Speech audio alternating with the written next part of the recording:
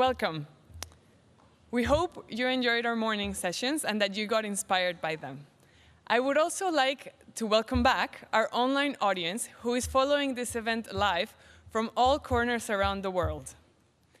Now, to begin the 2018 Global Landscapes Forum Opening Plenary, I would like to invite to the stage the Director General of CIFOR, Robert Nassy, for opening remarks.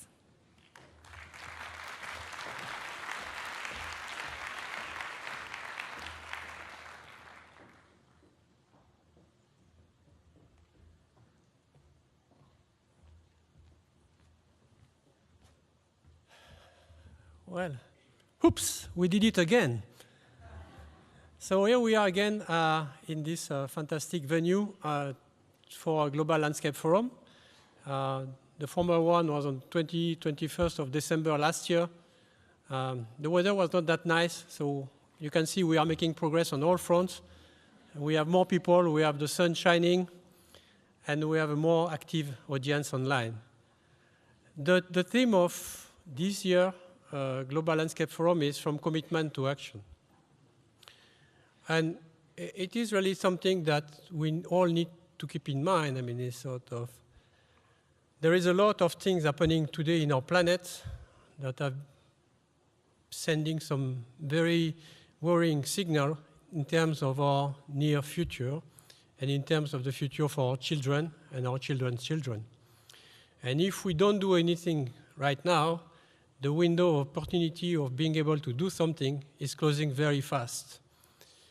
And the whole purpose of the Global Landscape Forum is not necessarily to do things on the ground, but it's certainly to provide an acceleration to the thing that we can do and to the contact and to the various discussion deals that the people in the audience can have.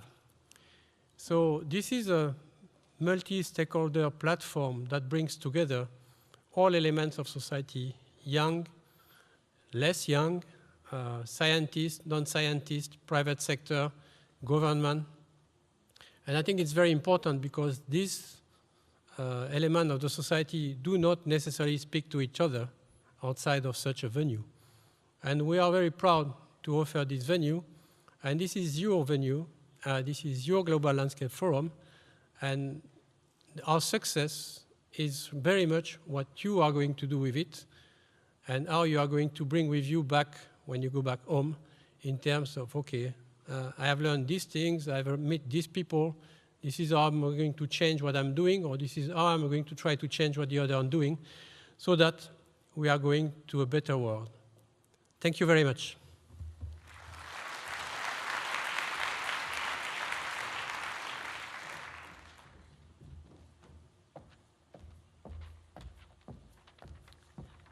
Thank you, Robert, for such an important message.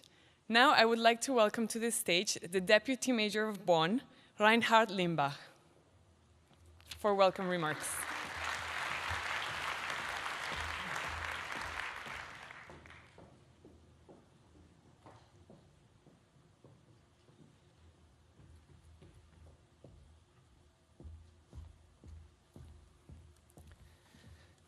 Thank you very much. Director General Nassy, Madam Minister Nubaya, State Secretary Flassbart, Mr. Schmitz, Ms. Kemper, Mr. Renaudo, ladies and gentlemen, on behalf of Mayor Ashok Alexander Sridharan, I warmly welcome the participants of the Global Landscape Forum 2018 here in Bonn. The forum has been a resident organization here in Bonn for a year now. Thanks to the support of our German federal government. And it has been an important year, a year between decisive conferences. COP13 of UNCCD in Aarhus, COP23 of UNFCCC here in Bonn, COP14 in Egypt, and COP24 in Katowice.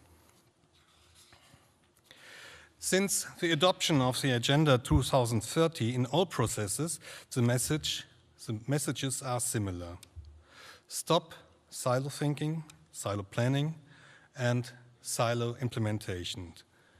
Think holistic, act holistic, and partner up in a holistic way. Streamline your efforts, forge vertical and horizontal partnerships and alliances.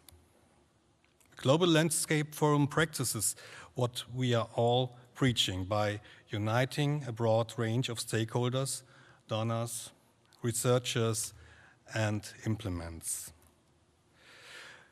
Allow me to use our very own sustainability approach as an example of how a city understands and tries to live up to the Agenda 2030. As you know, Bonn is Germany's United Nations city. The UN and many other key players, including the Global Landscape Forum, are all shaping a sustainable future from here. The city of Bonn is a part of this hub and has committed to sustainable action and cooperation in many ways. In February 2016, the City Council adopted a resolution on Agenda 2030.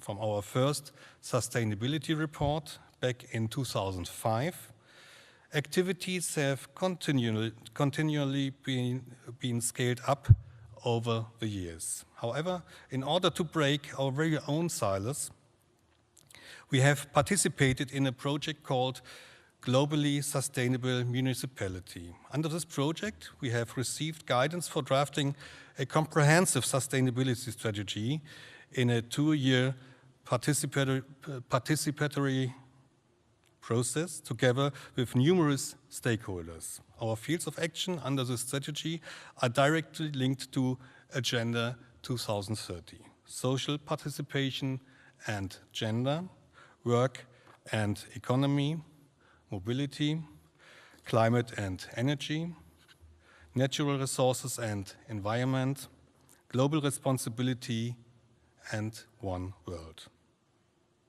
We have set ourselves concrete goals and have identified the measures to get us there. However, even more importantly, the process will help us to achieve a systematic and comprehensive consolidation of existing decisions and concepts, thereby helping to firmly establish the Agenda 2030 as a general guiding principle within our municipality. It will ensure broad participation of administration in politics and establish cross-departmental cooperation. And it will lead to multi-level alliances by bringing to the table the relevant actors and decision makers at an early stage and allowing for sufficient time for planning and consulting. Let me add that the expertise of the scientific institutions, UN organizations, and international NGOs represented in Bonn, as well as guidance lent by the sustainability strategies at national and EU level, have been vital to our work on the strategy. The Bonn process reflects the great challenge of identifying and balancing the interests, the assets, the threats, the conflicts, and of involving the relevant stakeholders and the different drivers of change. This is all about reaching out to individuals and getting everyone on board. And which level would be closer to individuals than a city? But it is also true which authority is actually closer to the surrounding landscape than a city. You will know that Bonn is a member of ICLE, Local Governments for Sustainability, and that our mayor, Ashok Sriharan, is the ICLE president. So please be assured that you don't only have Bonn by your side as we join forces to restore and conserve our landscapes as a very essence of our future. A network of 1,750 jurisdictions all over the world is in with us. So, thank you for joining us today in Bonn. Thank you for enriching the debate with your experience. Thank you for connecting to new projects, new partners, new ideas. Thank you for taking home fresh momentum. And thank you for being drivers of positive change. Thank you very much.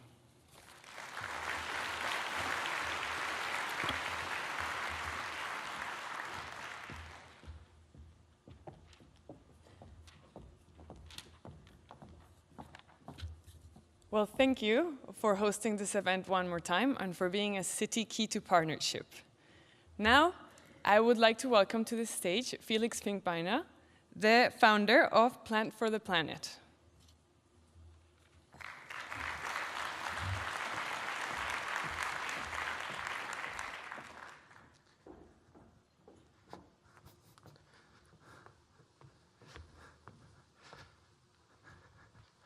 I'm not actually the founder of Plant for the Planet.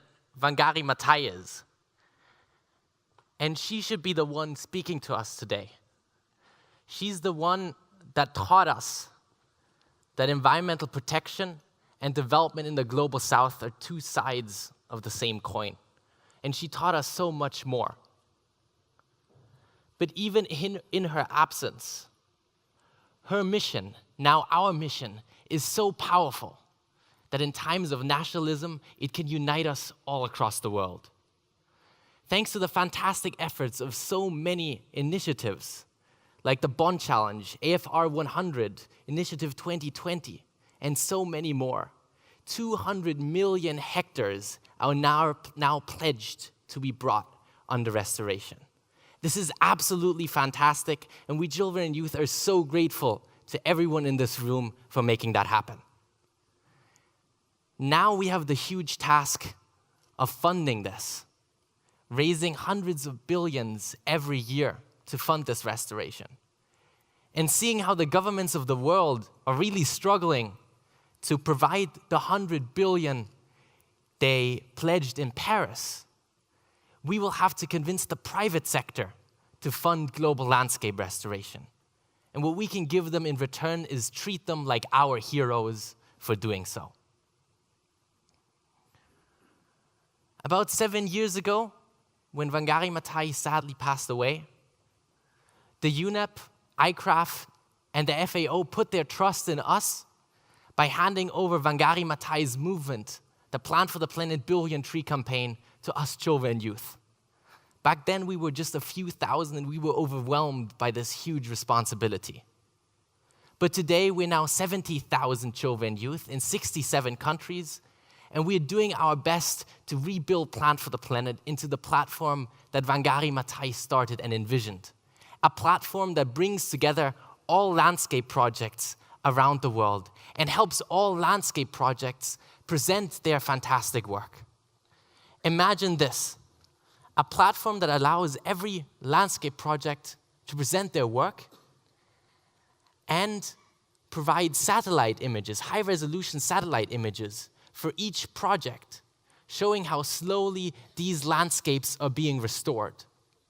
And the platform then uses an algorithm to estimate the amount of carbon stored in those landscapes, and then essentially calculates how much each project contributes to fighting the climate crisis. And then every user in the platform can discover these projects and support their favorite projects by donating directly to them through the platform and support them. They can donate in their native currency, and there's no commission, nothing. All the money goes directly to the tree planting projects. This is what we are building right now. And to make sure that this is fun, users can then follow their friends to get notifications whenever they plant trees. They can compete with one another in tree planting competitions. And they can see a new type of Forbes list, one that doesn't rank people by how many assets they have, but ranks people by how much forest they have restored. And this platform should make it as easy as possible for anyone around the world to support restoration projects around the world, and it provides transparency for all the work we do. And in addition to doing this, we also need to get people passionate about forests through a powerful emotional campaign. Imagine this. Someone like President Obama is giving a speech, but suddenly a hand covers his mouth and he struggles to speak. So the camera pans out and there's a little girl standing next to him covering his mouth saying, "Stop talking, start planting."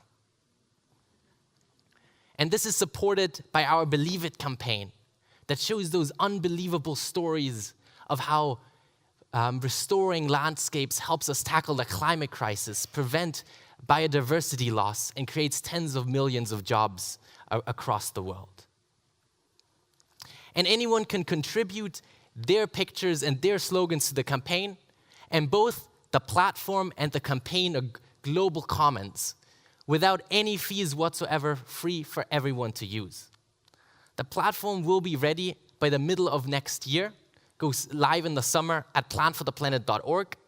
And if any of you are really curious and want to see it right now, the beta version of it is already available on the iPhone App Store. And you can check it out at trilliontreecampaign.org. We have such a huge mission ahead of us.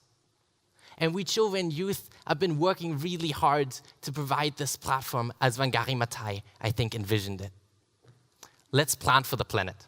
Thank you.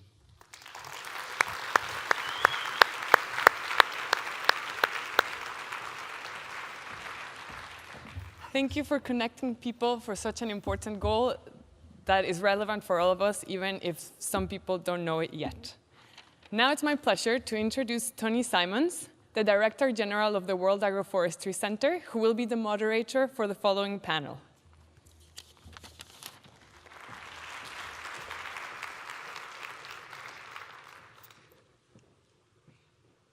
Good afternoon. Great to see a packed assembly, and there are a few seats left at the front for those standing at the back. So for the first time in your life, there's a free upgrade to business class. Please come forward. My job is to introduce this fantastic panel to you this afternoon, our opening plenary panel, and to invite, as I do so, I'd like to invite our four guests on stage. We have Stefan Schmidt, the Deputy Director General and Commissioner for One World No Hunger. Please, Stefan, come and join us.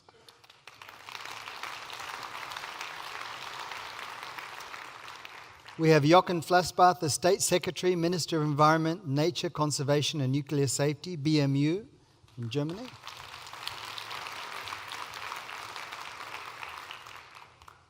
Her Excellency Siti Nurbaya, the Minister for Environment and Forestry of Indonesia.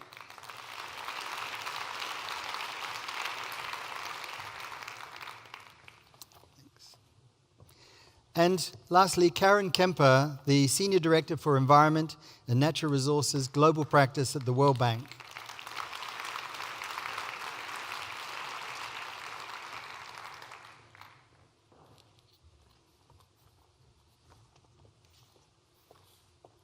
Thanks. As you can see, this is an incredibly dynamic and well-experienced panel, and they're going to be leading us on this journey for commitment to action in landscapes. And when we talk about commitment, it's a Saturday, and we're all here. So, I mean, landscapes people are committed. This is absolutely fantastic, and you will not be disappointed by these four panelists.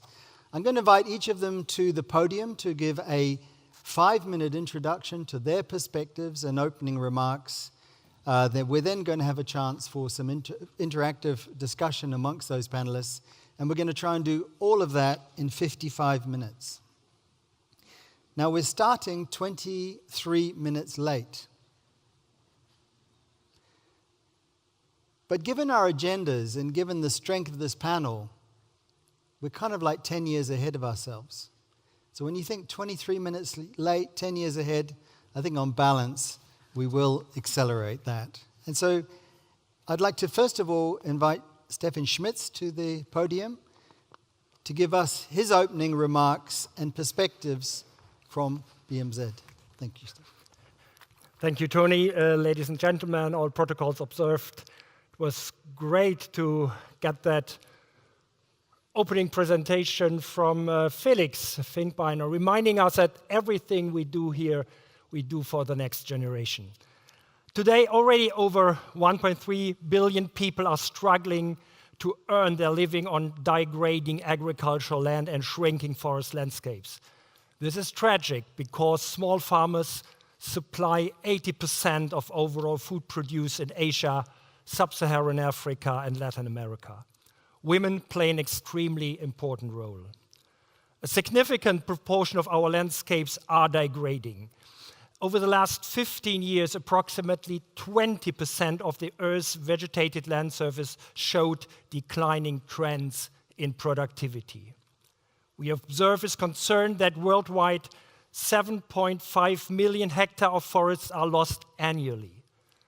This is an equivalent to 20 football pitches, not every day, not every hour, no, every minute. This is disastrous, not only for our biodiversity, but also for the global climate. It is estimated that 11% of all greenhouse gas emissions are the result of deforestation. Let us face the fact, ladies and gentlemen, our landscapes will have to feed a growing world population. An increase of 50%, at least 50% of the agricultural production until 2050 will be necessary to meet the global food demand and to overcome poverty and hunger. More than 800 million people are still suffering from food insecurity.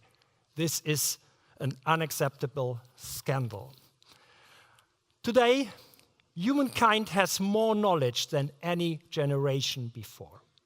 We have technical possibilities of unprecedented magnitude and are globally connected in a way never imagined. The question is, with all our possibilities, do we have the determination, the political will to use our knowledge and technology to respond to the global challenge? In short, we are not challenged by a lack of knowledge, we are challenged to act. Widening perspectives to development was the theme already at a side event on territorial development this morning. We need to accept the interrelated dimensions of sustainable management of natural resources. These include the ecological and socioeconomic dimensions of land use, agricultural land, forestry, pastures, but also marine resources, but most importantly, the institutional dimensions that govern broader land use policies. I'm convinced that the decisive success factor for that is good rural governance. For me, good rural governance embraces 4 elements. First, decentralization of power, decentralization with functional and powerful institutional structures, political decision-making, allocation of finance to development priorities, and accountability are not to be assigned to national levels only. It is the country's districts and local administration who must be capable and mandated to plan for, invest into, and act to create their prosperous future. Second, participation bottom-up, participation and empowerment of local communities. That is essential to guide policies for sustainable, inclusive development. Third, territorial policies need to be in place as development happens in places across many sectors. Fourth, legal security is an indispensable requisite for a development based on sustainable management of the productive resources in our landscapes. To make these 4 elements of rural governance happen, we need to strengthen institutions on local, subnational, national, and even regional levels, accordingly also to integrate different sectoral perspectives. Ladies and gentlemen, investing in rural development today means investing in the future. It is not only about protection of climate, but about protection of resources. It is not only about agriculture or forests, but about sustainably managed landscapes. It is not only about environmental protection, but also about improvement of living conditions. What we are aiming at must be better livelihoods with zero degradation. Germany fully recognizes the needs for investment into sustainable forms of agriculture and forestry. Together with the German Ministry for the Environment, we support the Global Landscapes Forum in its efforts to expand the global landscapes community and to provide a platform to share and learn but ultimately to put all that into practice. Political action needs values, courage, and a change of paradigms. We know what to do, let us act.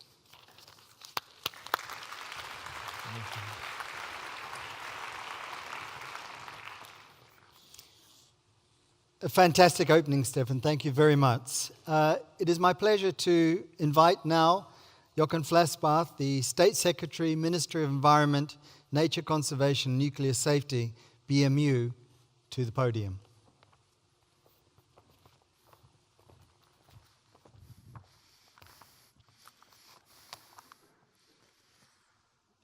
Dear Robert Nasi, Minister Siti Nabayam, colleagues from the podium, ladies and gentlemen, and colleagues and friends. It's really a pleasure for me to be here at the second Global Landscape Forum here in Bonn. The last time I attended the Global Landscape Forum, it was in Marrakesh, and there we invited to hold the future Global Landscape Forums for the next years here in Bonn, and I'm very happy to be here with you at the second time. And I heard we made some improvement from Robert. We made some improvement with regard to the weather. I hope it's not the only improvement we made. So the whole family here around Global Landscape for the Global Landscape Forum, welcome to my hometown here in Bonn. Some of you know that the approach of the Global Landscape Forum is something that I sometimes called a masterpiece for sustainable development. It is in the center what I see relevant for implementing our 2030 agenda, and I will come back to some of the points, relevant points for that in a minute. To overcome the lack of sustainability in the land use sector, we need to make a lot more progress. The biggest problems for the environment and other dimensions of the 2030 agenda is at the moment the unsustainable form of land use we have around the globe. Honestly, we are dimensions, galaxies away from sustainable land use in the field of agriculture and forestry. The IPBES report on land degradation underlines this in an alarming way. 3.2 billion people of the world are affected by land degradation, which is roughly 40% of the world population. Most of them living in Central and South America, in Sub-Saharan Africa, and in Asia, but also the north of the hemisphere is increasingly affected by land degradation. 10% of the greenhouse gas emissions are linked to land degradation. And this week, it was already mentioned in Sharm el-Sheikh, COP14 of the CBD, finalized the work. We came up with some progress, an action plan. We came up with a work program to prepare COP15 in Beijing, where we have to decide about a new global biodiversity strategy for the next decade. We agreed on something on pollinators, and all this is quite fine. But to be honest, when I attended the high-level segment at the beginning of COP14, I was a little bit shocked. I was out of the CBD COPs for the last years. Actually, my last one was the one in Nagoya, which we prepared under German presidency. And I was shocked because it were the same speeches, it were the same sentences, it were the same assessments, it was the same way to apply to biodiversity as a method of urgency. But basically, looking at this decade, well, we have 2 years left until 2020, but it's very obvious that this is a lost decade for biodiversity. We were not able to turn the trend around. We are losing biodiversity at a range which is definitely not sustainable. And we did make some progress in some fields. We have more protected areas, they're better managed. All this is right. We are not now doing something for pollinators. All this is fine. But the centerpiece we didn't touch, and that is the unsustainable land use. We understood, politicians understood better than in the past the relevance of ecosystem services, but we are not yet acting accordingly. So the most relevant task ahead of us is to turning unsustainable land use, unsustainable agriculture, unsustainable forestry into the opposite, to make it serve for the environment, for biodiversity, and for climate. We just got the assessment of the IPCC with regard to the 1.5 degrees world, and we saw the UNEP GAP report that we have to increase our ambition. And I just want to mention one issue which is relevant to your discussion. We have a vital debate now about negative emissions, and people usually think about bioenergy CCS when we are talking about negative emissions. There are some other tracks that are possible, but this is one centerpiece. And I tell you, forget about it. Forget about it unless we will change the way how we use our land, how we do agriculture. If you combine this with bioenergy, we will really run into a disastrous world. We can think about bioenergy CCS, but not before we have changed the way how we use our lands. Finally, this is the way what we do wrong at the moment. Now we have to do what can we do better? And in the center of this debate is degraded land use, landscape restoration. Germany is, as you know, very committed to this approach. In 2011, we came up with our Bonn Challenge, which is one of the key initiatives with regard to ecosystem restoration. And I was in your country, Minister, in Indonesia and South Sumatra, when we surpassed the line of 150 million hectares pledges to be restored by 2020. It was 2 years ago, 1.5 years ago in South Sumatra, and I heard that we are now, or saw that we are now at 168 million hectares pledges, and in a meeting just prior to this with IUCN, I heard last night we got another pledge of 1.2 million hectares by Zimbabwe, so we are now at 169.2 million hectares, and this is really something very promising, especially when you see that a lot of these pledges are already on their way to be implemented. I think this is something we have to focus on. I was very much touched by the initiative of our good friend Lina Pohl from El Salvador to look forward to a decade, UN decade for ecosystem restoration. That is something very challenging. That will bring us nearer to our 2030 agenda. Of course, ecosystem restoration is not the only way to address our 2030 agenda, but without a landscape focus, we will not be able to meet any of these targets. Thanks a lot.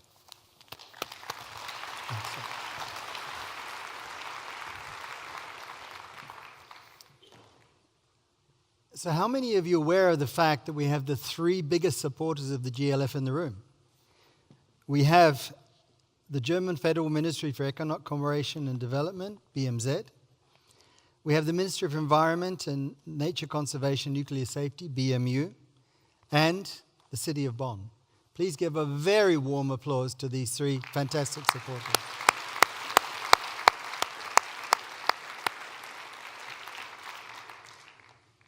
And now it's my pleasure to invite Her Excellency Siti Nurbaya, the Minister for Environment and Forestry of Indonesia, to share your perspectives and opening remarks. Thank you, Pak Tony. Thank you, Pak Tony. Excellencies, honorable speakers, honorable head of boards and institutions, distinguished guests, ladies and gentlemen. First of all, I would like to extend my sincere appreciation to the GLF initiated by C4, UN Environment and World Bank for hosting this event, and the government of Germany for supporting this event. It is my great honor to have this opportunity to address this important meeting and share Indonesia's experiences in translating our commitment into actions to have better governance of Indonesia's landscapes on restoring landscape, improving communities' livelihoods, and providing access to land for local communities to improve land allocation policies and the harmony of business configuration between smallholders and corporates. Excellencies, ladies and gentlemen, Indonesia's forests play significant roles in landscape management. A major shift is taking place in our country toward a new perspective of sustainability. In the past, policies and action were mainly aimed at achieving sustainable forest production. Now, the perspective is shifting toward balancing social, environmental, and economic developmental values for the benefit of the country and the citizens. We have moved from timber-oriented management to forest landscape management. We have also taken corrective measures to achieve sustainable forest management. Furthermore, we are also aligning forestry policies and regulation with National Vision and Development Plan and with international commitments, including SDGs, Paris agreements, and CBDs. A type of Indonesia's forest ecosystem is peatland. Indeed, peatland is very important natural resources in Indonesia, and proper peatland management is a top priority for the Indonesian government.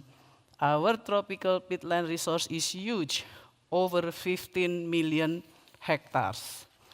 Our strong commitment to the improvement of peatland management in Indonesia can be seen from our policy in suspending permit issuance for new application in the primary forest and peatland utilization, known as the moratorium, in 2011 and was strengthened through the implementation of regulation on peatland management in 2015. This is a monumental decision reflecting the commitment of Indonesian government to reform its peatland and forest management.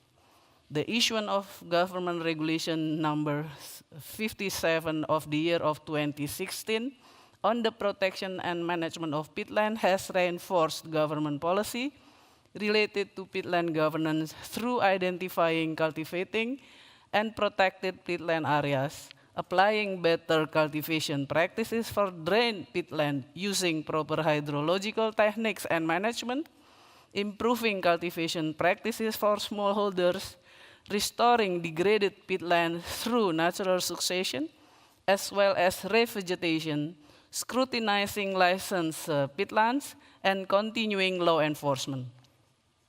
To accelerate peatland restoration, Indonesia has also established Peatland Restoration Agency to improve the construction of the peat restoration and the operation and maintenance of peatland infrastructure and utilization. On the ground, under Environment and Forestry Ministerial Decrees, restoration of peat ecosystem has been implemented and guided.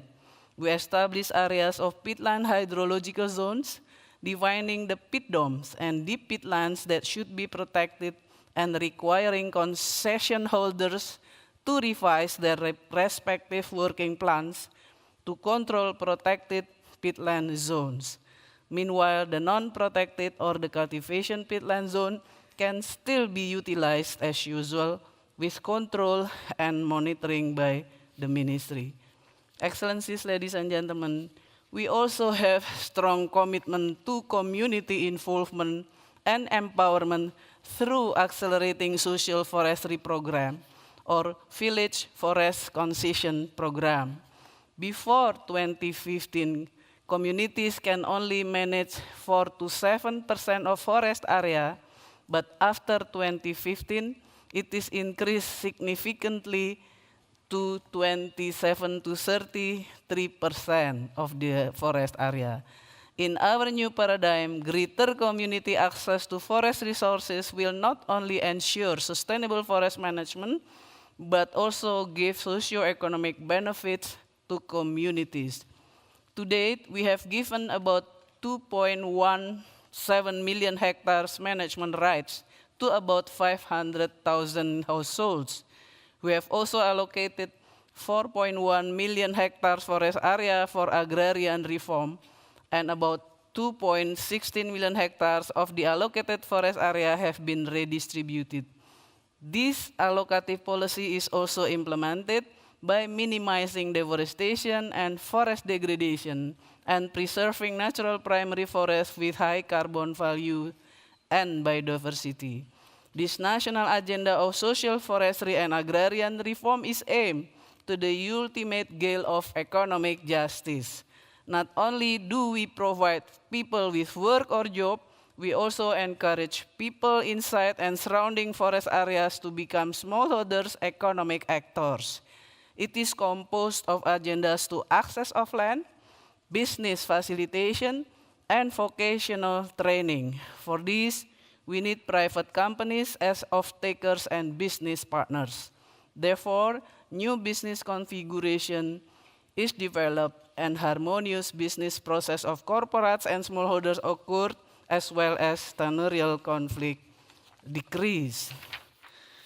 Our commitment and efforts in restoring degraded landscape, including degraded peatland, have been supported by the establishment of Environmental Fund Managing Agency, now known as BPDLH. This agency is a public service agency working to mobilize and manage environment-related fund designated for environmental protection and resource rehabilitation and conservation. These excellencies, ladies and gentlemen, to end, I congratulate the organization of this event. We believe that it's going well to attain the set objectives and outputs. I look forward to nurturing and promoting the excellent cooperation among us. Thank you very much for your kind attention.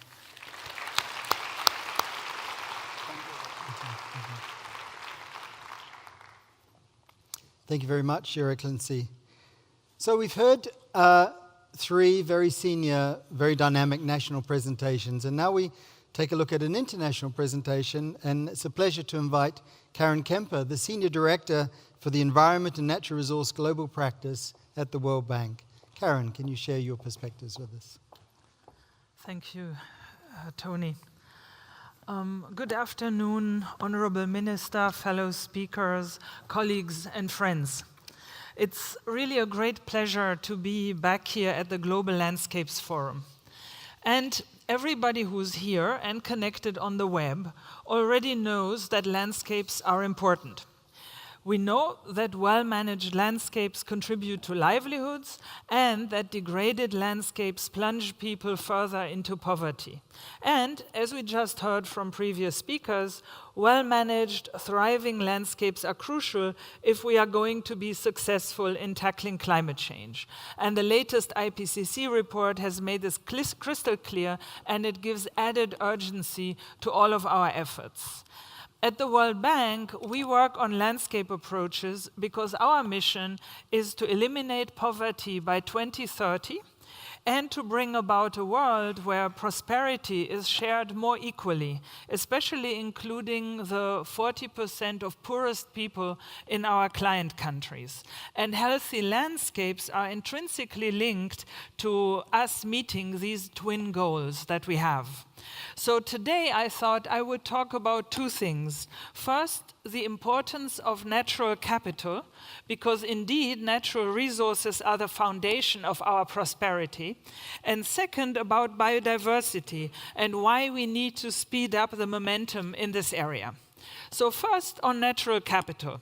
One of our recent flagship reports, The Changing Wealth of Nations, tracked the wealth of 141 countries, and it included natural capital alongside with human capital and built capital, such as infrastructure, as a core indicator when measuring a country's wealth. What we found is that natural capital accounts for about 9% of wealth globally, but in low-income countries, it makes up nearly 47% of total wealth. And in lower middle-income countries, more than 1/4 of wealth. And all of that mostly because of agricultural land and forests. So what then does this mean for discussions here? It means that the more efficient long-term management of natural resources is key to sustainable development while countries build their infrastructure and while they build their human capital. Growth is in part about more efficient use of natural capital and about investing the earnings of that natural capital, from that natural capital, such as minerals and renewables, such as forests, into infrastructure and human capital. And that is what leads to the growth in total wealth. So we don't want to look only at GDP, which is a flow measure. We want to look at how countries grow more wealthy and how they grow more wealthy sustainably. And that's where we need to bring in the natural capital.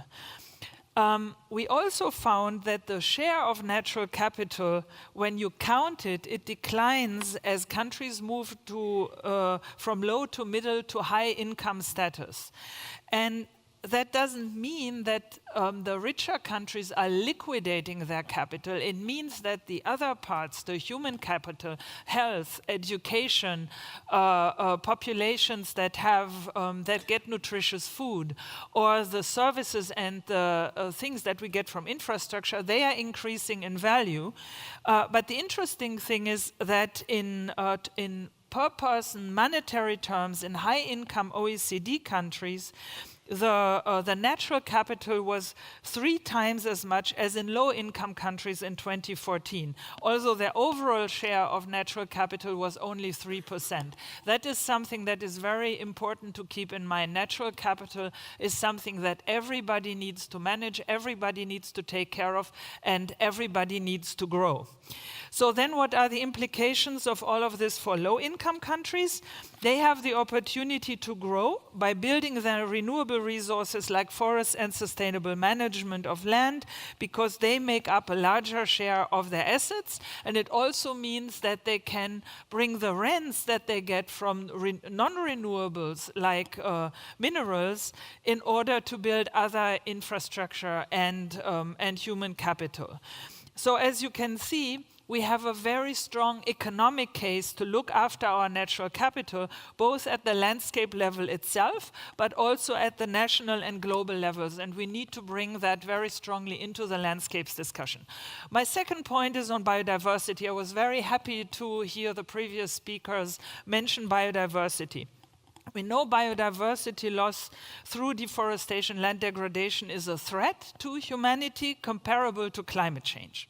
The threat is even more profound in low-income countries where, as I just mentioned, almost half of total wealth comes from natural capital and where the poor are concentrated.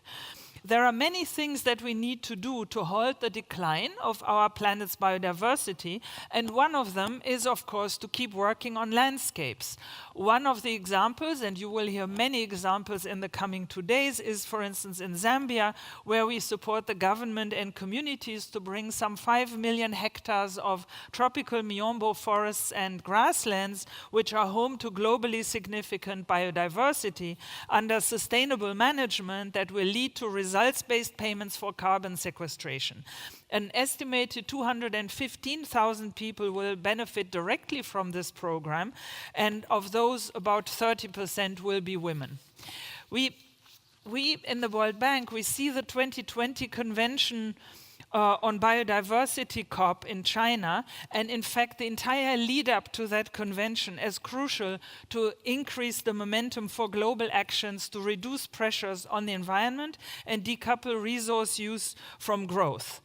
And during the recent COP that just concluded yesterday, I think, there was broad consensus that the world requires a post-2020 CBD framework and that it needs to be more ambitious to ensure long-lasting transformative massive change. And I would very much agree with Mr. Flasbart in his speech that it's a lost decade for biodiversity over these past 10 years. There's much more that needs to be done on biodiversity, and landscapes are a key possibility of bringing about that change. The approach that the World Bank is taking is to increase the ambition on biodiversity without increasing the burden to countries.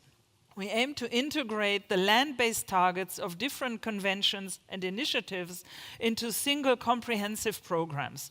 We work with our partners so that regardless of the entry point, biodiversity, climate change, agriculture, or land restoration, the end result would be integrated sustainable landscapes which mitigate climate change, maintain the biodiversity, restore the lands, and importantly, improve livelihoods. I very much look forward to the discussion of the coming 2 days, and I thank you very much.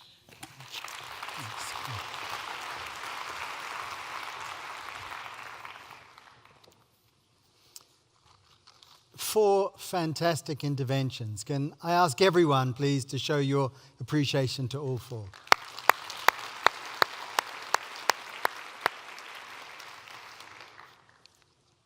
There are dozens of esteemed physicists around the world working on something called headset time-slowing phenomena. Because when you put one of these headsets on, time slows. And when you have 2 minutes to answer a question, by a factor of 3 or 4, for the rest of the world, time continues, but when you're wearing one of these, time slows right down. And my job now is to rescue our 4 panelists from that time-slowing phenomenon as they give very short and sharp answers to a couple of questions each, because we've been treated to some fantastic insights here. And so allow me to start with our first speaker, Stefan Schmitz. Now, Stefan, you introduced the concepts that you're doing around landscapes, but how directly does this work to link to the work of BMZ on hunger? Our work on the hunger is spearheaded by our One World No Hunger initiative. With that initiative, we support the transformation of the global food system towards a sustainable global agriculture and food system. A food system that is able to provide enough food, healthy and nutritious food to a growing world population in a sustainable way. How to get there? Well, a lot of things need to be done. One important element to see here is we need to empower people to get there. People do live in places, they live in territories, they live in spaces, they do not live in sectors. Their participation, ultimately, democracy takes place in places. That is where all the interests come together. Forests, biodiversity, water resources, soils are elements of that container we call a landscape. So landscapes ultimately have jurisdictional as well as natural aspects. That's where the socio-economy and the natural sphere come together. And we need this decisive shift in our mindset, a shift from thinking in sectors to thinking in landscapes, in territorial approaches, as one prerequisite to get there where we want to get, to have a world without hunger. Great, thanks very much.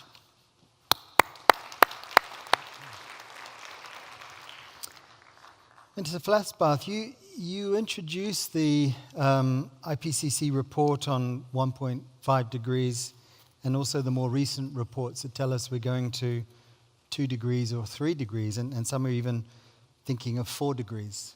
Now, obviously a 4-degree world would probably lead to a 4-letter outcome.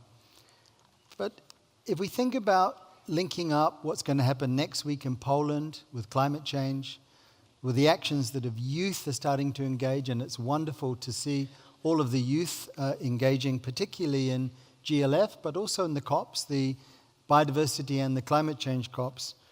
What do you think the key headline political messages are to connect climate, landscapes, and youth? I mean, the 1.5 degrees report of the IPCC for me was really an eye-opener.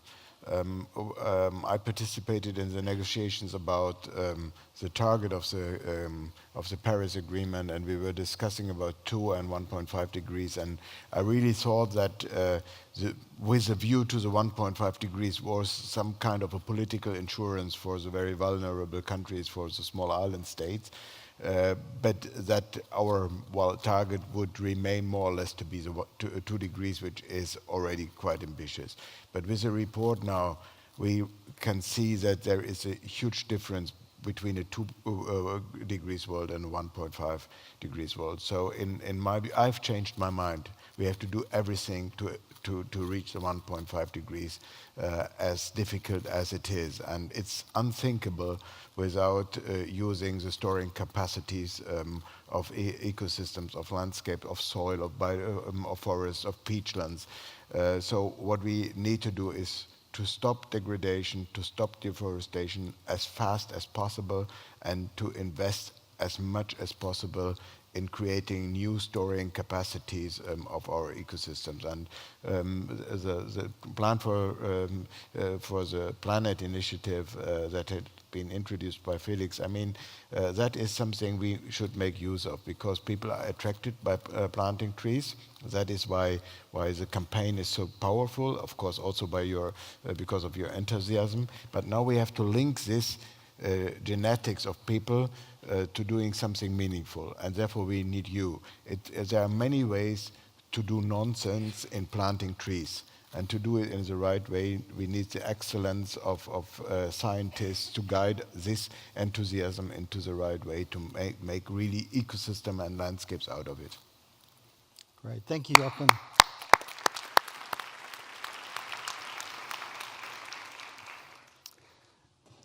Your Excellency, Indonesia is a fantastic country. We know that. I mean, the cultural diversity of the people, the different biodiversity, the wonderful economic progress that you're making at the moment. But Indonesia also spans 50 degrees of longitude, 20 degrees of latitude across the tropics. And if a landscape was an island, you have 17,000 islands. You have 17,000 landscapes to manage.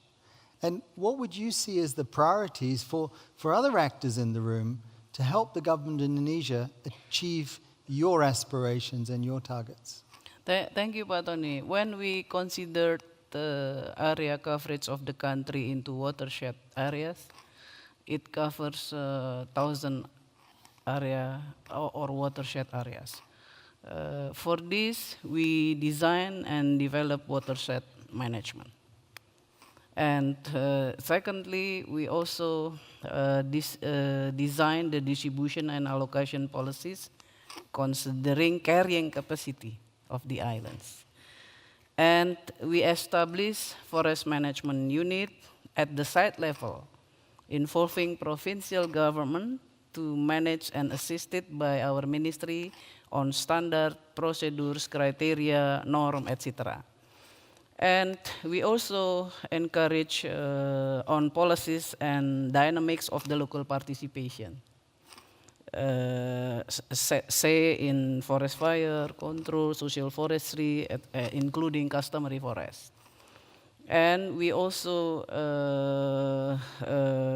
put the law enforcement on multi-DERs, from administrative sanctions, private law, and criminal even. And of course, for those things, we need monitoring for forest land use, using also technology, remote sensing, etc. We have that national forest monitoring system, etc. So with that, with that steps, we are requiring best assistance from other countries and supports. Let's say on methodology, on technique for monitoring, for measuring, for the carrying capacity, to control, and of course capacity building on planning, on monitoring, on even on law enforcement. So we also requiring rising awareness of the people for the sustainability of natural resource use, as well as, of course, international network for best practices. That's what we are interact with other countries. Thank you, Pak Tony. Great, thank you.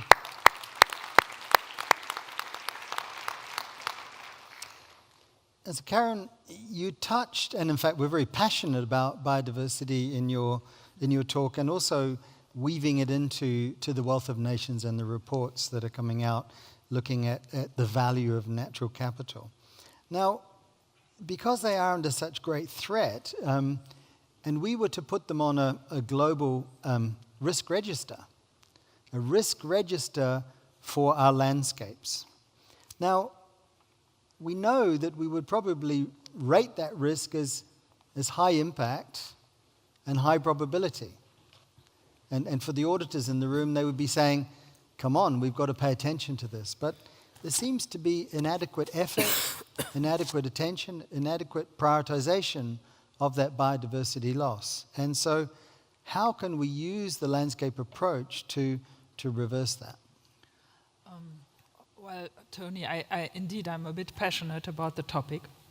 And the reason is that if we want to get to action, we need to use the knowledge we have. I think for a long time, people said, well, there may be something happening, but we don't know exactly what. Now we know that we are heading towards a collapse of the global insect populations. Everything from pollinators and nutrient recyclers to actually the big emblematic species that everybody's thinking about when they hear biodiversity, such as tigers and elephants and so on. So we have the knowledge. In order to get to action, we need to get to policies, we need to get to policy setting at national levels. There's a lot that one can do, and actually Indonesia in recent times has really shown that one can change policy in many regards. And the other thing is, of course, investments.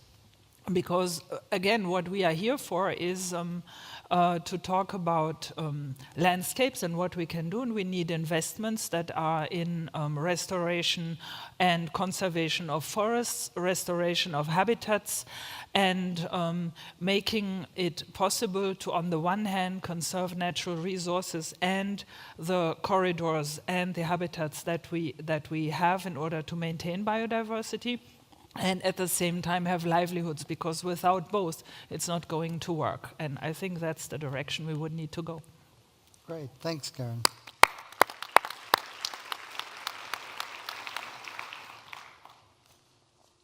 So you've heard 4 fantastic insights, comments, remarks, guidance to us all.